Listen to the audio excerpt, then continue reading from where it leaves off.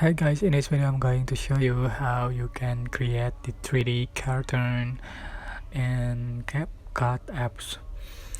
Alright, so you can tap on your project, select your videos or photos that you like to edit, and I'm going to open the Michelle video, and I think she's amazing. So I'm going to split the clip, and for the second clip I'm going to add the style and select the and select 3D cartoon. Just tap on it.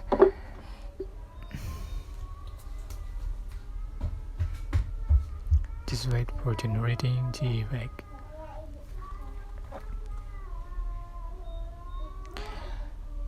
So it takes a long time according to duration of the video.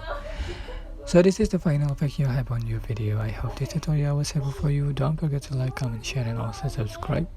Thank you so much for watching.